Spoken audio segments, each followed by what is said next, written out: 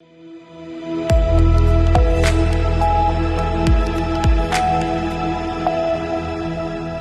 के बाद एक बार फिर से आप सभी का सी न्यूज भारत में स्वागत है।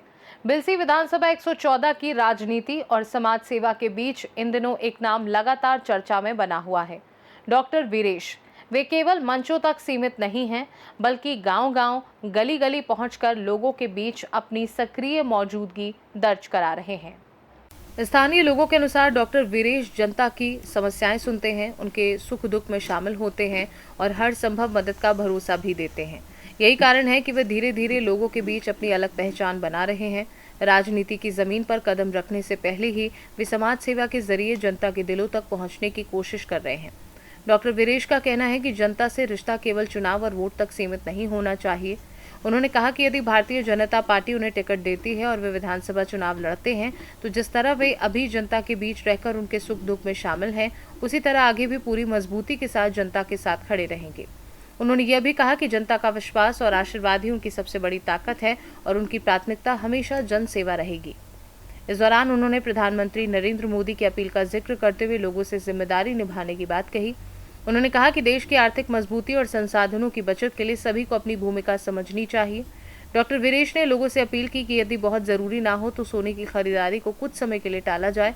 साथ ही उन्होंने पेट्रोल और डीजल की बचत को लेकर भी संदेश दिया और कहा कि परिवार के लोग यदि अलग अलग वाहनों के बजाय एक ही वाहन का उपयोग करें तो ईंधन की बचत हो सकती है। बिलसी विधानसभा से दावेदारी कर रहे डॉक्टर वीरेश लगातार जनता के बीच सक्रिय हैं और लोगों की समस्याओं के समाधान में जुटे हैं। अब उनकी बढ़ती राजनीतिक सक्रियता आने वाले समय में क्या रंग लाएगी, इस पर सभी की नजरें टिकी हुई हैं। आज हमारे साथ मौजूद हैं डॉक्टर वीरेश जी, पार्थ हॉस्पिटल के चेयरमैन साहब। चेयरमैन साहब, आपका हमारे चैनल में बहुत बहुत स्वागत है। धन्यवाद। अच्छा, देश के प्रधानमंत्री माननीय नरेंद्र मोदी जी द्वारा जैसे सोना न खरीदने को लेकर एक अपील की है, इसको लेकर आपकी क्या प्रतिक्रिया है? वो पूरी बात ही करी है, क्योंकि सोने के अलावा उन्होंने ये भी बोला है कि हम कम से कम तेल पेट्रोलियम पदार्थ खर्च करें। सोने के लिए है कि विदेशी कोई भी चीज हम कम खरीदें, क्योंकि अपना पैसा अभी अपने पास रहना जरूरी है और विदेशी मुद्रा जो भी हमारे पास है वो भी हमारे देश में ही रहे, वो किसी भी संसाधन के द्वारा बाहर ना जाए। इसलिए प्रधानमंत्री जी ने इसकी अपील की है। और दूसरा ये भी है कि जो क्रूड ऑयल है पर बैरल, उस पर लगातार देखते हैं कि पैसा बढ़ता जा रहा है। कई देशों में 20 से 25 रुपए तक पेट्रोल डीजल पे बढ़ चुका है। हमारे देश में तो फिर भी 2-3 रुपए में ही लोग चिल्लाने लगते हैं।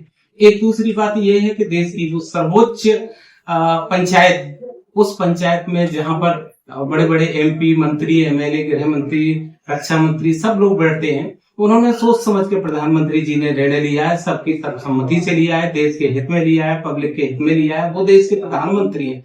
इफेंट बट करना हमको कोई आवश्यकता उस बारे में कटाक्ष करने की या उस बारे में हमें सोचने की, कटाक्ष तो बड़ी चीज हो गई, सोचने की भी आवश्यकता नहीं है, क्योंकि हम उनसे ज्यादा विचारवान व्यक्ति नहीं है, न ही उनसे ज्यादा गंतव्य को जाने वाले लोग हैं, न ही उनसे ज्यादा ऊर्जावान व्यक्ति हैं। वो तो हर समय काम करने वाले देश को के प्रमुख व्यक्ति हैं।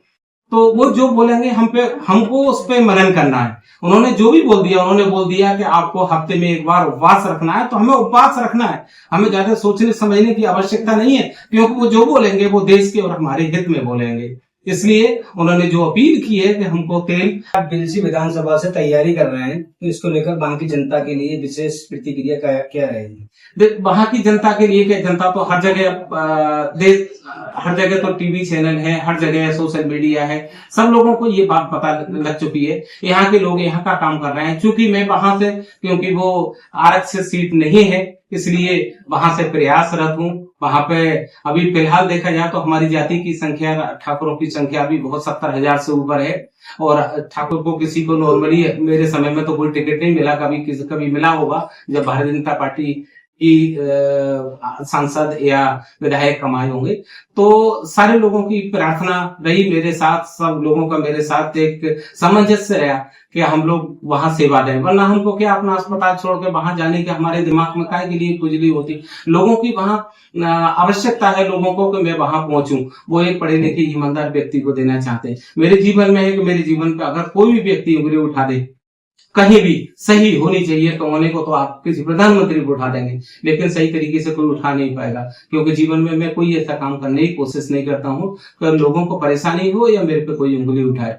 तो एक छविदार व्यक्ति बनना भी बहुत बड़ी आवश्यकता है। ना तो मेरे पे आप इसकी उठा सकते हैं कि मैं भूमाफिया हूँ, ना इसकी उठा सकते हैं कि मैं किसी चीज में कद्दावर हूँ। सब लोगों से नमस्कार। जयराम जी की कानून के देश के लिए काम करना और अपने स्तर से जितने वहां क्षेत्र में गरीब तबके की पब्लिक है, अब तो गरीब भी नहीं कह सकते, लेकिन छोटे तबके की जो पब्लिक है उसके लिए भी बीच में कैंप लगाना, उन लोगों की शादियों में अच्छे बुरे में शामिल होना। लगातार मैं 2.5 साल 2.25 साल से प्रयासरत हूँ और जाता हूँ हर एक कार्यक्रम में, और हफ्ते में 3 से 4 दिन वहीं रहता हूँ। कार्यालय वहां बना रहा हूँ, जब कार्यालय बन जाएगा तो हफ्ते में 1-2 बार जरूर कुछ ना कुछ ऐसा कार्यक्रम रखेंगे जिस कार्यक्रम से वहां की पब्लिक उसका लाभ उठा सके, चाहे वो कैंप के माध्यम से हो कभी। और संभल से सी न्यूज संवाददाता राहुल पाठक की रिपोर्ट।